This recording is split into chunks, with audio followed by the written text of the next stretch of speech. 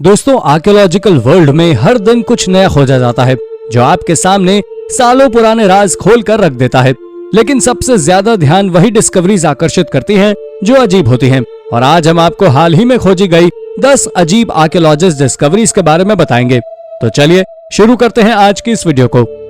Number 10, मुइस्का mummy.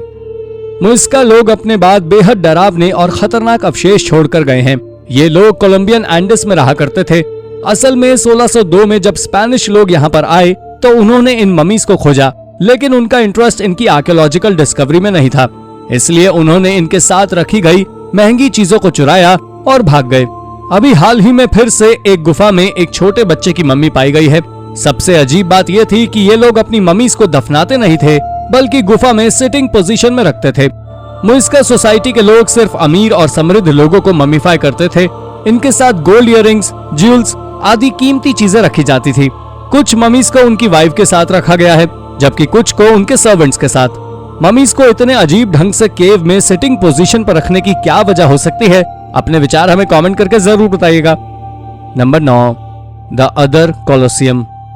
Turkey के archaeologist ने हाल ही में मैस्टियोरा में एक ऐसे अरीना खोज निकाले जो बहुत हद तक रोम के कोलोसियम से मिलता जुलता है। हालांकि इसका साइज रोमन कोलोसियम की तुलना में काफी छोटा है। जहां एक तरफ रोम में स्थित कोलोसियम में 80,000 लोगों के बैठने की व्यवस्था थी, टर्की के इस एम्फी थिएटर में महज 20,000 लोग ही आ सकते थे। फिर भी आर्कियोलॉजिस्ट इसे काफी खास बता रहे हैं, क्योंकि रोमन अरीना के कंपैरिजन में ये भले ही छोटा हो, लेकिन इस एरिया में उस समय कोई और अरीना नहीं था, तो लोग दूसरे शहरों से भी यहाँ पर ग्लैडिएटर फाइट्स देखने आते होंगे। इसे रोमन एम्पायर की सेवरीन डायनेस्टी के समय 200 एडी में बनवाया गया था। ये कोलोसियम पहाड़ी की झाड़ियों और वेजिटेशन के नीचे दफन था, तो किसी का ध्यान इस पर गया ही नहीं। नंबर 8, मिस्टीरियस मायान पिरामिड। हाल ही में एल साल्वाडोर नामक देश में कुछ माया पिरामिड्स खोजे गए। इन पिरामिड्स को वोल्केनो से निकले पत्थरों से बनाया गया था। ये अजीब से दिखने वाले स्ट्रक्चर, जिसे कैंपाना स्ट्रक्चर भी कहा जाता है, जिसका मतलब होता है बेल, इन पिरामिड्स को उस वोल्केनो को डेडिकेट करके बनाया गया था, जिससे इसे बनाने के लिए पत्थर लिए गए। लगभग 1500 साल पहले 539 एडी के समय यहाँ पर लोपांगा कैल्डेरा नाम का एक वोल्केनो था, और इसमें होने वाला इरप्शन पिछले 10,000 सालों का सबसे बड़ा वोल्केनिक इरप्शन था। ये इरप्शन इतना ज्यादा था कि इसकी ऐश मीलों दूरों तक फैली और नॉर्दर्न हेमिस्फीयर का तापमान भी काफी कम हो गया। यहाँ रहने वाले लोगों को ये जगह छोड़कर जानी पड़ी, लेकिन बाद में ये लोग लौटे और नेचर को रिस्पेक्ट शो करने के लिए उसी वोल्केनो के स्टोन से पिरामिड बनाया, जिससे वो डरकर भाग गए थे। Number 7, the strangest armour. किरिबाटी armour को दुनिया का सबसे अजीब आर्मर कहा जाए तो गलत नहीं होगा। इस टाइप का आर्मर इंडिपेंडेंस रिपब्लिक ऑफ किरिबाटी में, जो कि पैसिफिक ओशन के बीच में है, वहां पाया जाता था। आर्कियोलॉजिस्ट के अनुसार 3000 बीसी के समय इन आइलैंड पर लोग रहा करते थे। किरिबाटी कल्चर 1300 एडी के समय उत्पन्न हुआ माना जाता है।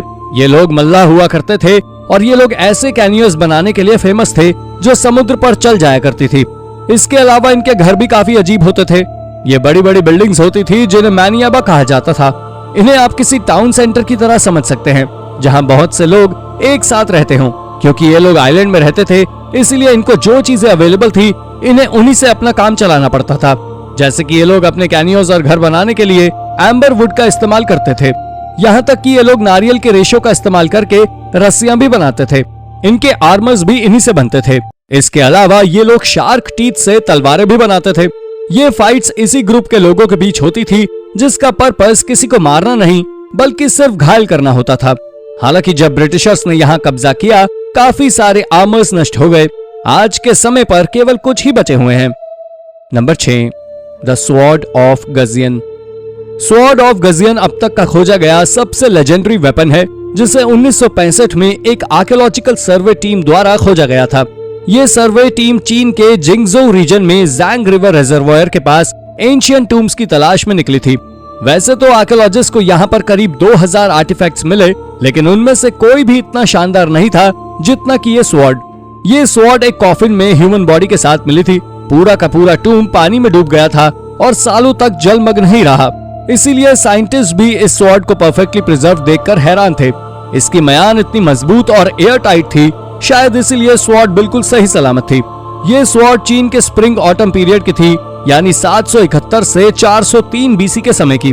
इस पर लिखी इंस्क्रिप्शंस के हिसाब से ये स्वॉर्ड किंग यू की थी, लेकिन आर्कियोलॉजिस्ट नहीं जानते थे कि ये कौन था, क्योंकि उस समय इस एरिया में 9 राजा थे जिनका नाम यू था, इसीलिए ये उनमें से किसी की भी हो सकती है।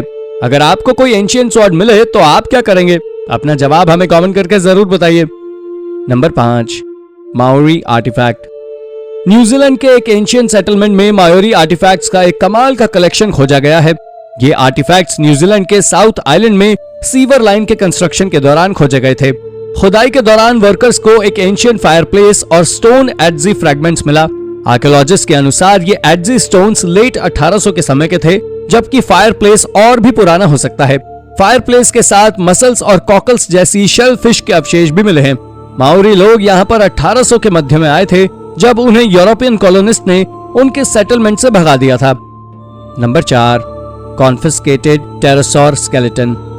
2013 में ब्राजील की पुलिस इल्लीगल फॉसिल ट्रेडर्स को पकड़ने के लिए तेजी से काम कर रही थी। असल में ब्राजील में मिलने वाले फॉसिल्स के लिए कड़े नियम बनाए गए हैं, क्योंकि ये देश की जियोलॉजिकल हिस्ट्री का पार्ट है। इसलिए इन्हें सुरक्षित और संरक्षित रखने के लिए सरकार ने कड़े नियम बना रखे हैं।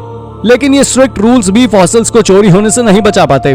2013 में पुलिस ने एक आदमी को दुनिया में सबसे अच्छी तरह प्रिजर्व टेरोसॉरस बॉडी को ब्लैक मार्केट में बेचने से पहले ट्रैक कर लिया। ये फॉसिल इतनी अच्छी तरह संरक्षित था कि न सिर्फ इसका स्केलेटन सही सलामत था, बल्कि इसके सॉफ्ट टिश्यू भी प्रिजर्व थे। और अगर पुलिस इस आदमी को नहीं पकड़ती तो शायद इस फॉसिल को बेच दिया गया होता और फिर यह दुनिया के किसी अमीर व्यक्ति के पर्सनल म्यूजियम की शोभा बढ़ा रहा होता। Number 3, warriors bronze helmet. हाल ही में आर्कियोलॉजिस्ट को दुनिया का सबसे अच्छी तरह प्रिजर्व्ड हेलमेट मिला। यह हेलमेट एक ग्रीक वॉरियर का था। आर्कियोलॉजिस्ट के हिसाब से यह हेलमेट लगभग 3000 साल पुराना, यानी कि 6th सेंचुरी BC के समय का है। यह वही समय था जब ग्रीस के स्टेट्स का अपनी नजदीकी पर्शियन एम्पायर के साथ लगातार कॉन्फ्लिक्ट्स चलते रहते थे। इजराइल एंटिक्विटीज अथॉरिटी के हिसाब से यह हेलमेट कॉरिंथियन स्टाइल के आर्मर को रिप्रेजेंट करता है। कॉरिंथियन नाम ग्रीस के कॉरिंथ नाम के शहर के नाम पर पड़ा है, क्योंकि इस स्टाइल के आर्मर को सबसे पहले वहीं बनाया गया था। यह हेलमेट 2600 साल तक पानी में डूबा हुआ रहा और उसके बाद भी यह इतनी अच्छी तरह प्रिजर्व्ड है कि आप इसकी आंखों के किनारे पर बनी पीकॉक डिजाइन को साफ साफ देख सकते हैं। नंबर 2, एंशिएंट सी शेल हॉर्न। 1931 में आर्कियोलॉजिस्ट को फ्रांस की एक केव में एक सी शेल मिला। इस केव में कुछ प्री हिस्टोरिक वॉल पेंटिंग्स भी थी, जो कि लगभग 17,000 साल पुरानी है। आर्कियोलॉजिस्ट का मानना है कि जिसने भी इन वॉल पेंटिंग्स को बनाया होगा वही इस शेल का भी यूज करता होगा। पहले उनका मानना था कि इस शेल का प्रयोग सेरेमनीज में पेय पदार्थों को पीने के लिए किया जाता रहा होगा, लेकिन अब दशकों बाद आर्कियोलॉजिस्ट इस शेल का रियल यूज समझ पाए हैं। असल में ये ड्रिंकिंग ग्लास नहीं बल्कि एक म्यूजिकल इंस्ट्रूमेंट था और अब इसे दुनिया का सबसे पुराना म्यूजिकल इंस्ट्रूमेंट बताया जा रहा है। लेकिन इसका साउंड आपकी एक्सपेक्टेशन जैसा नहीं होगा। साइंटिस्ट का कहना है ऐसा इसलिए क्योंकि म्यूजिशियन ने इसे केव में बजाकर नहीं देखा है। क्या आप दुनिया के सबसे पुराने म्यूजिकल इंस्ट्रूमेंट्स को बजाकर देखना चाहेंगे? अपने विचार हमें कमेंट करके जरूर बताएं। Number 1, spiral of skeletons. Mexico के साइंटिस्ट ने लालपन नाम के एक छोटे से शहर में एक 2400 साल पुरानी आर्कियोलॉजिकल साइट खोज ली है। वैसे तो 2400 साल पुरानी साइट का मिलना अजीब नहीं है, आर्कियोलॉजिकल वर्ल्ड में ये काफी कम समय है, लेकिन इस साइट पर स्पाइरल पैटर्न में रखे हुए स्केलेटन्स की वजह से ये साइट रातों रात चर्चा का विषय बन गई। रिसर्चर्स ने इस तरह की बरियल प्रैक्टिसेस इससे पहले कभी नहीं देखी, इसलिए ऐसा कहा जा रहा है कि हो सकता है इस तरह की बरियल प्रैक्टिसेस किसी ऐसे रिचुअल का पार्ट रही हो जिनके बारे में हम अभी तक नहीं जानते हैं। क्योंकि इस डेथ स्पाइरल में सभी एज ग्रुप के लोग थे। इसमें एक बेबी, एक चाइल्ड, कुछ टीनेजर्स, एडल्ट्स और कुछ बूढ़े लोग भी थे। इसलिए आर्कियोलॉजिस्ट का मानना है कि शायद ये रिचुअल लाइफ साइकिल को रिप्रेजेंट करता होगा। काफी स्टडी और रिसर्च के बाद भी आर्कियोलॉजिस्ट सिर्फ इतना ही पता लगा पाए हैं कि ये सेटलमेंट मेक्सिको के प्री क्लासिकल पीरियड के समय का था, यानी लगभग 1000 BC के समय का। और ये अजीब स्पाइरल बरियल्स आर्कियोलॉजिस्ट के लिए भी एक मिस्ट्री ही बने हुए हैं। तो दोस्तों, थैंक यू फॉर वॉचिंग। ये थी हाल ही में खोजी गई कुछ अजीबो गरीब आर्कियोलॉजिकल डिस्कवरीज। इनमें से कौन सी खोज आपको सबसे रोचक लगी? अपना जवाब हमें कमेंट करके जरूर बताइए। और ऐसी ही इंटरेस्टिंग जानकारी पाने के लिए हमारे चैनल को सब्सक्राइब करना ना भूलें। धन्यवाद।